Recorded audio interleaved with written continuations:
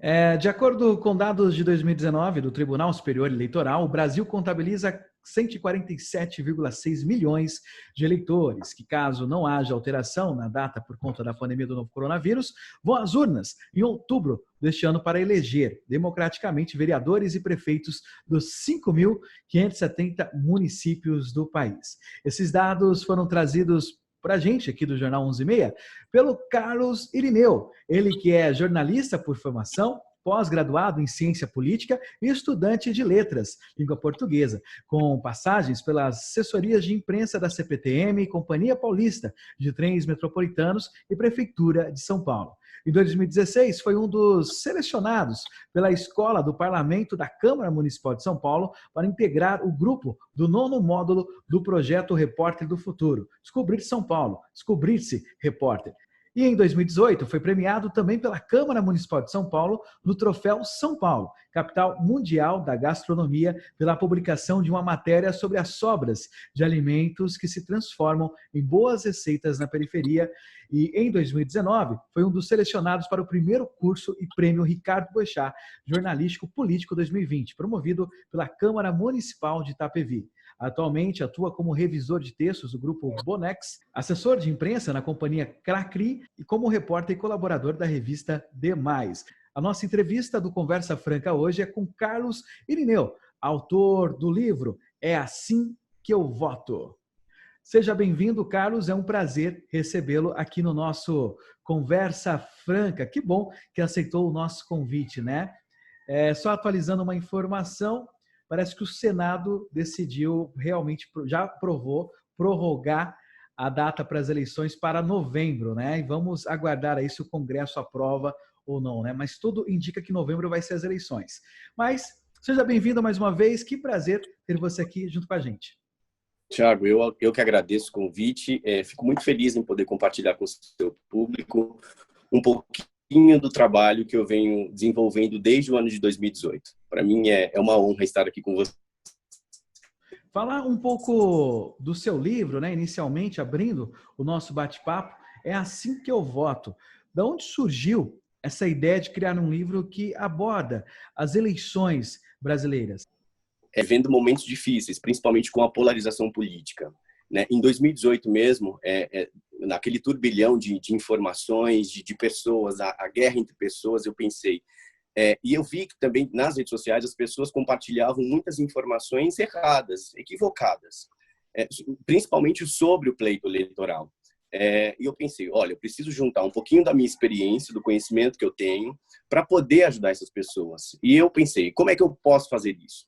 Pensei, vou criar um guia com uma linguagem muito, muito fácil, muito objetiva, clara, para que esse público que eu gostaria muito de atingir, que é o público que está na rede social, aquele público que realmente não tem o hábito de leitura, para que ele realmente se informasse de como é que funciona o nosso processo eleitoral, quais os deveres e os direitos dos nossos políticos, nossos parlamentares. E foi aí que eu fui atrás de informações, fui atrás de fazer um projeto de pesquisa e desenvolvi esse primeiro trabalho na eleição de 2018. E agora eu estou trazendo um trabalho atualizado, com um pouco mais de conteúdo, principalmente voltado mais para a área de fake news, e a gente está pretendendo lançá-lo em julho. Quais são assim, os principais assuntos, né, que você já falou sobre a fake news, mas além dela, quais são os outros assuntos que você mais trata dentro do livro? Eu separei por tópicos quais as funções de cada um dos nossos parlamentares. O que um vereador ele pode ou não prometer? Qual a função dele dentro lá do Poder Legislativo? Qual a função do deputado, do presidente, do vice-presidente, que muita gente não sabe o que um vice-presidente faz? Qual a função do nosso prefeito? Então, são coisas que as pessoas não sabem. São muitos cargos e as pessoas ficam muito perdidas, né? Quem é o cara que pode que cuida do hospital estadual, do municipal? Ninguém sabe, as pessoas não sabem. E esse é o tipo de informação que a gente, infelizmente, não tem ainda na nossa mídia. A nossa mídia é carente disso. A gente tem lá, Tiago, o horário político que é obrigatório. É um horário que eu defendo que ele deveria ser destinado à educação política das pessoas e não fazer com que os candidatos ficassem ali, sabe, mostrando seus números e prometendo mundos e fundos, coisas que inclusive, não são da alçada deles. Então, eu defendo muito que esse horário político ele fosse realmente dedicado à educação política das pessoas, explicar como é que funciona, sabe, qual os direitos e obrigações de cada um dos parlamentares, a importância do voto dentro de uma democracia, porque e eu faço, inclusive, Thiago, dentro do guia também eu trago um pouquinho o histórico do voto, né?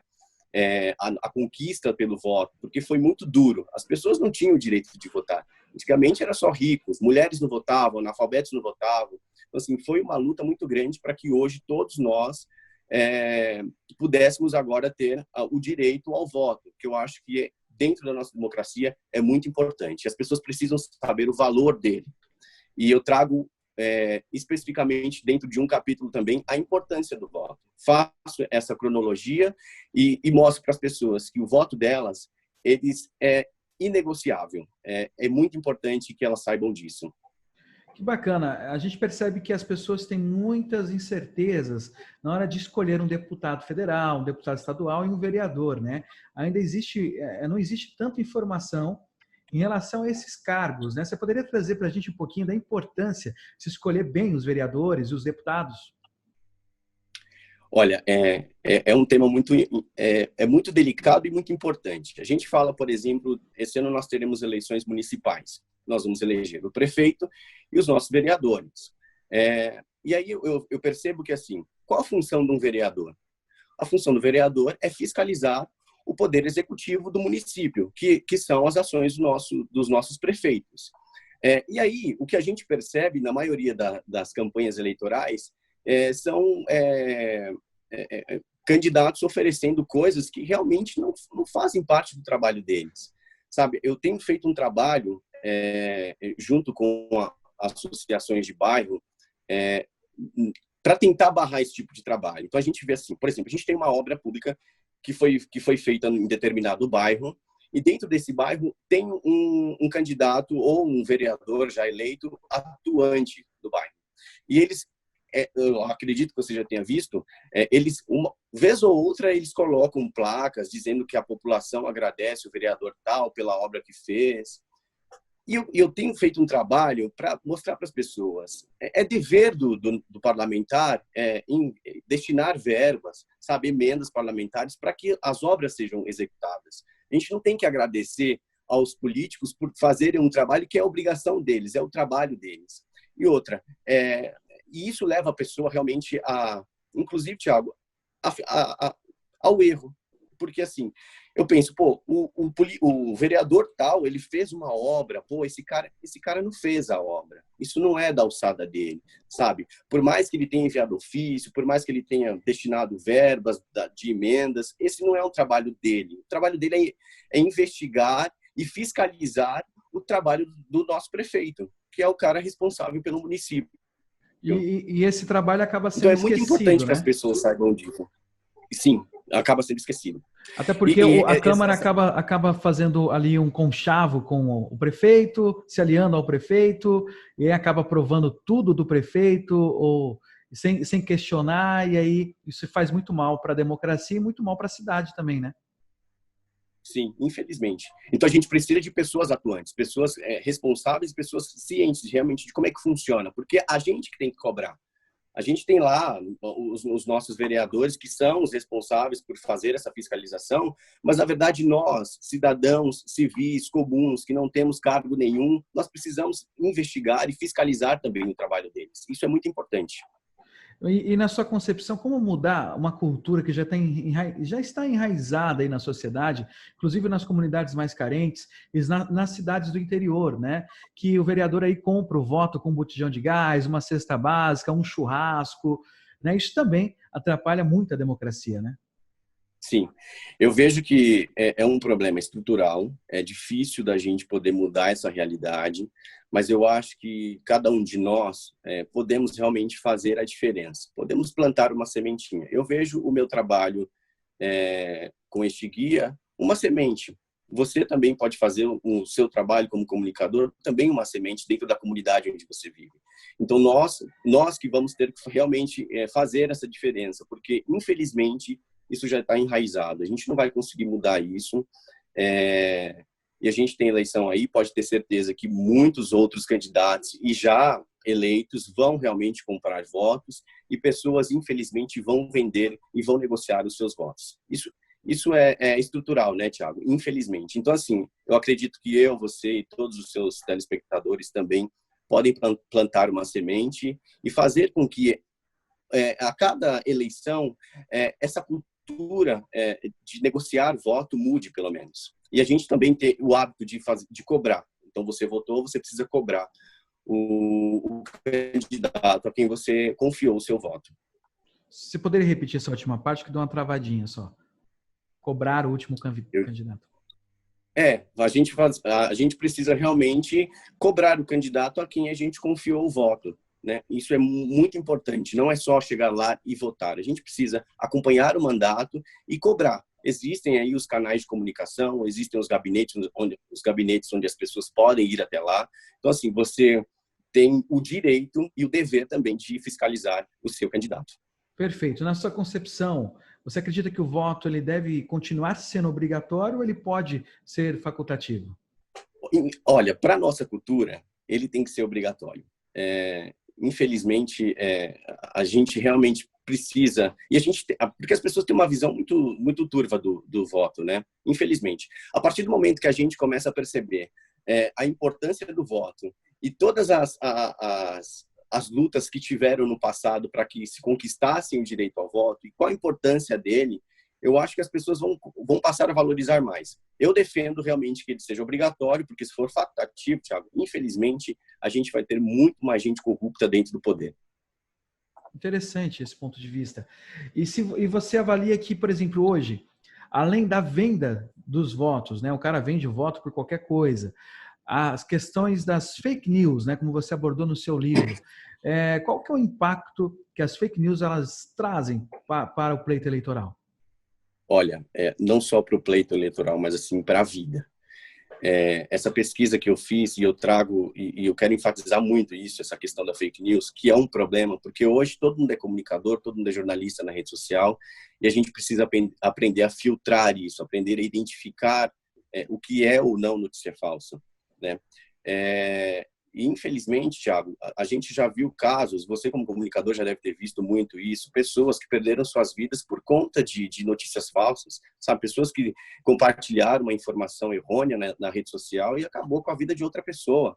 Então, assim, a gente precisa... E na política não é diferente. A partir do momento que a gente compartilha uma informação falsa sobre política, isso vai causar efeitos catastróficos na nossa comunidade. Então, assim, o que a gente precisa fazer é saber identificar isso. Eu queria que você falasse um pouquinho mais da conscientização em relação a fake news, né? O cara ele recebe uma informação falsa, ele já vai compartilhando sem checar aquela informação se é verdade ou não. Isso também pode atrapalhar a vida daquela pessoa que recebeu essa informação errada, né? Às vezes falando de auxílio emergencial, por exemplo, né?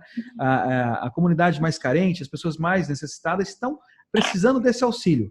Aí recebe uma fake news sobre o auxílio emergencial. Você passa para frente para sua mãe, por exemplo.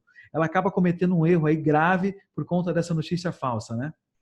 Sim, assim, a maioria das vezes essas notícias falsas são coisas muito boas, né? Então, assim, o auxílio emergencial foi prorrogado por mais um ano. As pessoas ficam loucas, né, Thiago? É algo que as pessoas precisam e querem neste momento. Então, assim, a gente acaba... O que eu costumo dizer, e eu trago isso no guia também, como você identificar isso? Porque, assim, existem pesquisas que já mostram isso, que, assim, idosos, por exemplo, em WhatsApp, são as pessoas que mais compartilham fake news. Então, o cara recebe, ele não checa, ele lê lá só o títulozinho e ele repassa aquilo. Aquilo para ele é verdade, porque ele recebeu, então aquilo para ele é a verdade. Então, alguém me passou, quem me passou sabe que isso aí é uma fonte quente, uma fonte verdadeira. Então, o cara ele não vai fazer como nós, jornalistas, checar a informação. Então, o que a gente precisa entender é o seguinte, existem títulos, por exemplo, que o erro já está ali já. Né? Ou se você não identifica no título, vai no veículo. Às vezes o veículo é um blog que você nunca viu na tua vida. Então, assim, você precisa checar. Essa informação que está nesse blog, será que ela saiu também num site conhecido?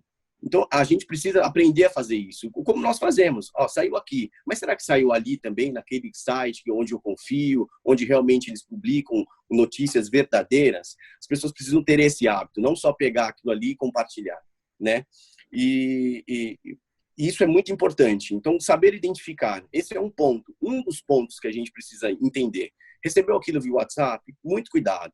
Muitas coisas para o WhatsApp hoje que enviam são vírus, são coisas para clonar o telefone e, na maioria das vezes, também para causarem efeitos super negativos dentro do âmbito, seja na política, seja na sua vida, seja no seu trabalho.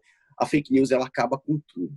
E a gente, não à toa, né, Thiago, os veículos de comunicação criaram grupos, né, criaram o Fato ou Fake, as linhas editoriais também criaram a Lupa, que fazem esse trabalho que, infelizmente, hoje precisa ser feito, né? Vamos identificar se isso aqui é verdadeiro. Então, é triste, mas se faz necessário neste momento, né? Então, eu trago esse que eu te falei, é uma das dicas que eu trago para as pessoas aprenderem a identificar uma fake news. E eu sempre falo, Thiago, na dúvida, não compartilhe. Você acredita que as eleições de 2018 foram influenciadas por fake news? Muito, muito. Inclusive, investigações da Polícia Federal apontam isso, né? Essas investigações que saem agora, elas apontam que, infelizmente foram. Não tem como dizer que não.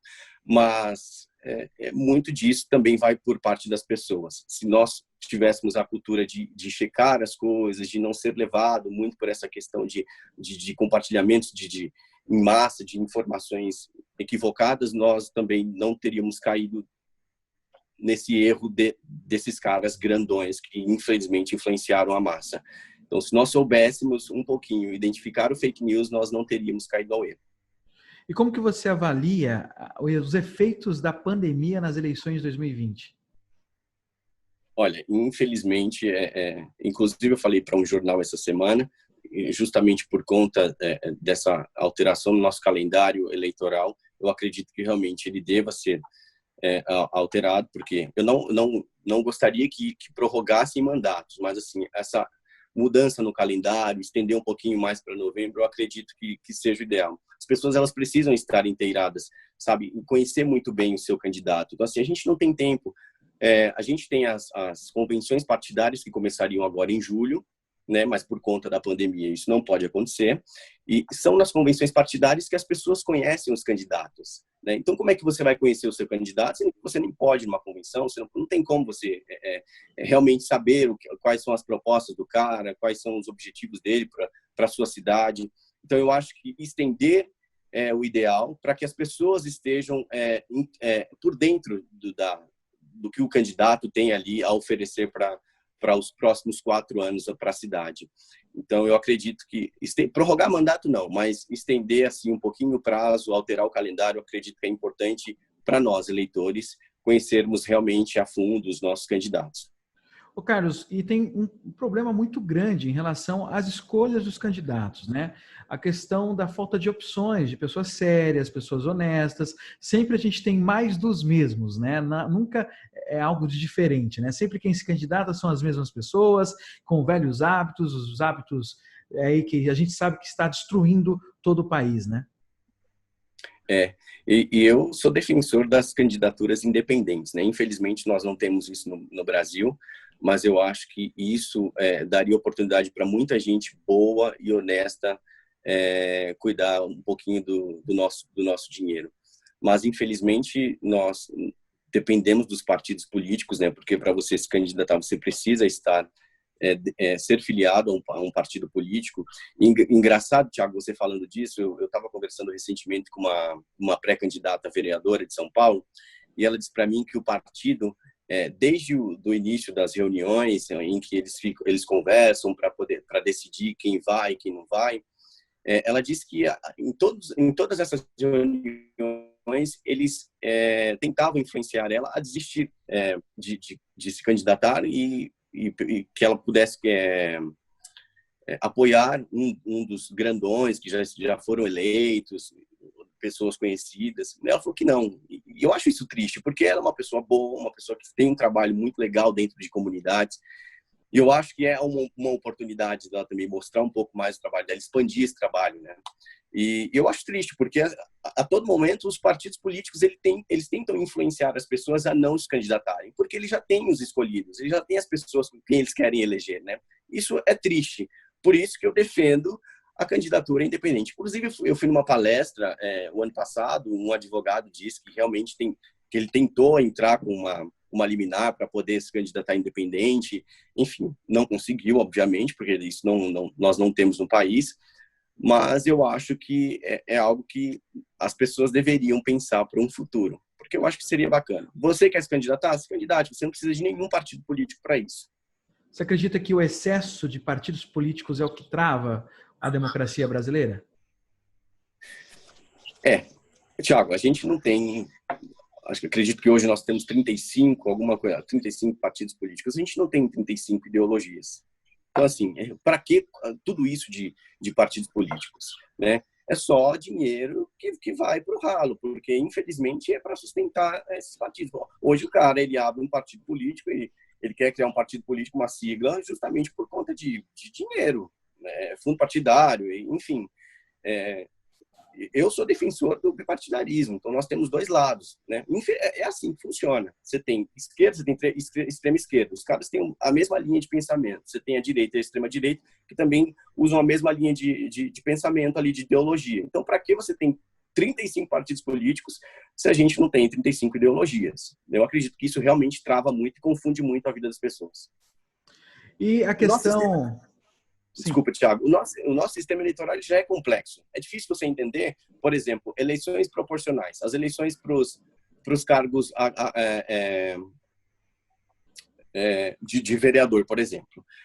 São votos proporcionais. Como a pessoa vai entender isso? Eu explico isso dentro, como é que faz essa conta dentro do guia, que você tem uma quantidade de cadeiras, e com essa quantidade de cadeiras você faz a divisão pela quantidade de votos de todos os partidos, de todas as siglas, você faz a divisão para depois você pôr os cargos. É uma coisa horrível, é complicado. Então, assim, e as pessoas não sabem disso.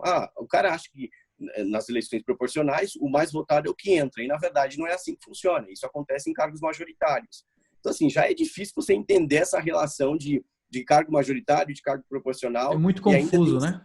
É confuso. E ainda você tem 35 partidos políticos infernizando a sua vida. Você é a favor do fundo eleitoral ou você acha que cada um deve financiar a sua própria campanha? Eu acho que cada um deve financiar a sua própria campanha. E, principalmente hoje, com rede social, não dá para a gente gastar bilhões de reais com besteira. Infelizmente é besteira. Como que eu falei do horário político. Você acha que não gasta? Ele é gratuito ali, mas se gasta uma grana muito grande com esses horários. Então, usa ou se você quer, usa esse dinheiro para educar politicamente a população e não para esses caras ficarem falando um monte de baboseira na TV. E eu acho que cada um realmente tem que bancar a sua campanha. E como que você avalia a chegada da direita no poder, né?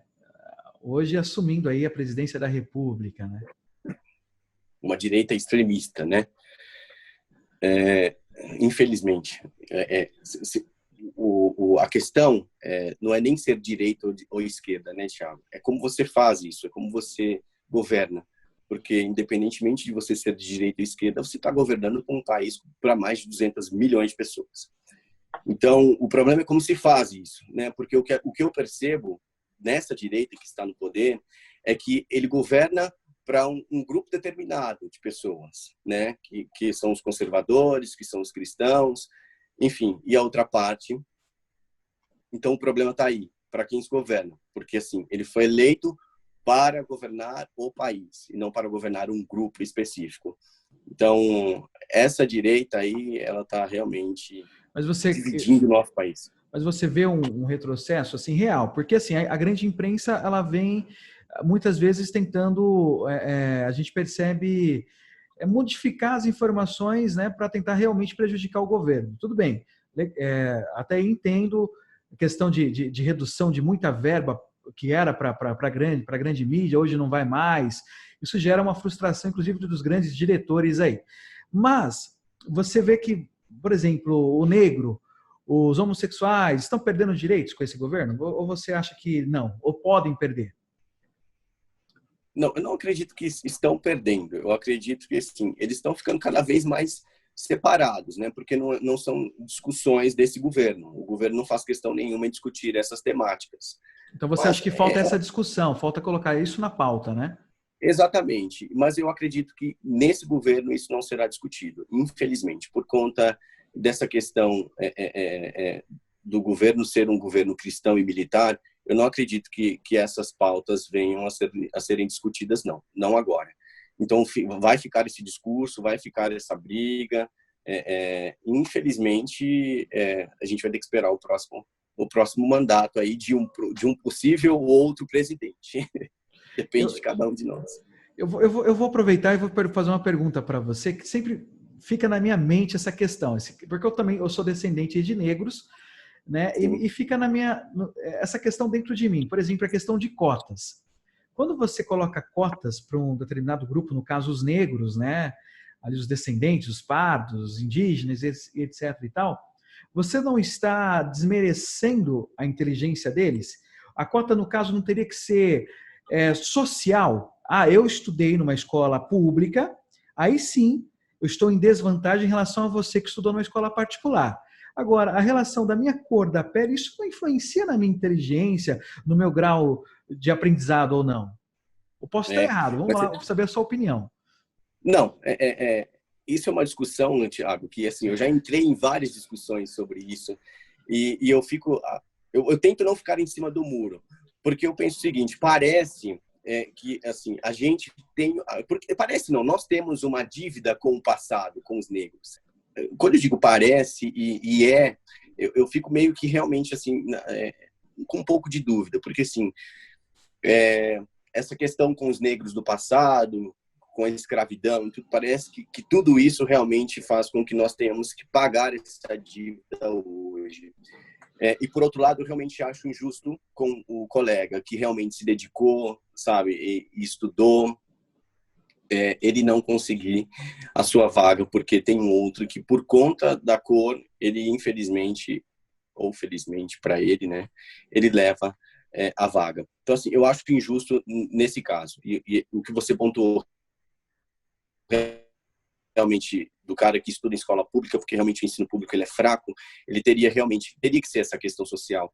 E a gente divide muito os grupos por conta disso, por conta dos homossexuais, por conta dos negros. Então nós somos um povo, né? Apesar das marcas do passado, nós somos um povo. Então nós somos brasileiros. Mas na verdade, talvez o erro já não comece aí na divisão. Está O precisando problema começar a entender que todos nós somos seres humanos, independente se eu sou gay, se eu sou negro, se eu sou branco, se eu sou amarelo, se eu sou japonês. Sim. Eu sou ser humano e não existe divisão. Eu acho que a partir do momento que você divide, você já causa essa coisa do preconceito, sabe? Se você classifica o cara, olha, a gente tem que ter políticas públicas voltadas para homossexuais. Então a gente precisa, então, agora. Aí você faz com que esse público, parte dele, se vitimize. A mesma coisa com os negros. Então, assim, a partir do momento que você divide, você já faz isso. Você já está sendo preconceituoso.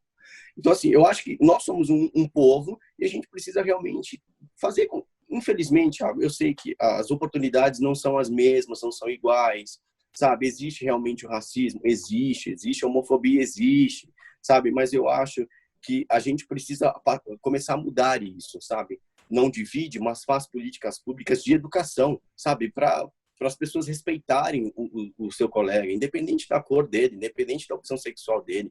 Eu acho que a gente realmente precisa nos unirmos. Nós somos um povo só, né? Independente da nossa cor, independente da nossa opção sexual. E com essa divisão vai ser sempre assim. A gente sempre vai ter que discutir temáticas voltadas aos negros, a gente vai sempre ter que discutir temáticas voltadas aos homossexuais. A gente tem visto muito isso agora com esses espancamentos, a violência da polícia com os negros, né, que na maioria das vezes acontece com negros. Então as pessoas já usam isso, coisas do passado com agora, porque os negros eles foram escravizados e eles sofreram muito no passado e agora a polícia faz a mesma coisa, a polícia não gosta de negro, enfim. É uma discussão que eu acho que não tem fim. Isso aí tem vai se policiais estender negros também sendo mortos, né? Essa é a Sim, questão, né? Acho que talvez a concepção deveria ser outra, né? A gente deveria se unir como seres humanos. Acho que fica causando essa divisão. Ah, um negro foi morto ali, outro negro foi morto aqui, um gay foi morto ali. Não, mas ao mesmo tempo que foi morto um negro, foi morto um branco também em outro determinado local do Brasil, né? E o fato não exatamente. é dele ser negro ou branco, é que ele é um ser humano e toda vida humana é valiosa, né? A gente começa a pensar dessa forma. Acho que se o governo começar a olhar por esse ângulo, talvez as coisas poderiam ser melhor. É a minha mera opinião, né? E eu penso dessa forma. Não, e você está certo. Eu acho que é assim que funciona realmente. A gente tem, inclusive, essa divisão política. É a mesma coisa, Thiago. É a mesma coisa. Então, assim, você classifica o cara da esquerda como um vagabundo, sabe? É o cara que não gosta de trabalhar, é o cara que gosta de viver de assistencialismo. Não é assim que funciona, sabe? A gente fica classificando as pessoas. Então, você dividiu, pronto, acabou. Aí você já atribui, já dá vários adjetivos para o cara e aquilo ali vai ficar para o resto da vida. Isso não vai mudar. Vai ser sempre assim. Os de esquerdas vão ser sempre os caras que gostam de invadir casas, que gostam de assistencialismo. Os da direita são os burgueses, enfim. Está dividido. Os negros, a mesma coisa. Os homossexuais, as mesmas coisas. Então, enfim, os indígenas também. Infelizmente, foi algo enraizado já. E já está enraizado. Eu acho que isso não vai mudar. Carlos, foi um prazer falar com você. Acho que se eu for aqui estender, a gente tem assuntos para muitas horas de bate-papo. Eu gostaria que, para finalizar, você falasse mais do seu livro, onde as pessoas podem encontrar, e como que você quer. Você falou que está distribuindo de graça também pela internet, né? E onde as pessoas podem comprar também o livro físico. O livro físico, para quem quiser adquirir, ele está disponível em todas as livrarias, então é só você digitar no Google, é assim que eu voto, você vai encontrar a versão física disponível. Inclusive tem e-book também, mas o e-book eu não indico as pessoas comprarem porque eu disponibilizo isso gratuitamente. Então, as pessoas que quiserem receber o e-book, eu tenho disponível na minha rede social, então as pessoas podem me procurar lá, Carlos Irineu, tem lá disponível, está em destaque. Quem não conseguir pode entrar em contato comigo, que eu envio também. A segunda versão a gente não, a gente quer lançar entre julho e agosto. Eu espero realmente fazer um lançamento, um encontro com as pessoas, mas se não der, a gente vai lançar mesmo assim. E essa segunda versão, eu posso garantir que ela está muito melhor, muito mais trabalhada, com muito mais conteúdo. Mas a primeira também tá ótima. As pessoas, quem lê vai conseguir entender realmente tudo isso que a gente conversou aqui e muito mais. Eu deixei também, fiz um glossário dentro das duas versões, onde as pessoas que não entendem o que é fundo partidário, o que é estado de sítio, estado de exceção, eu coloquei todas as explicações de cada termo, o que significa cada um deles, porque é muito termo técnico e a maioria das pessoas não sabem.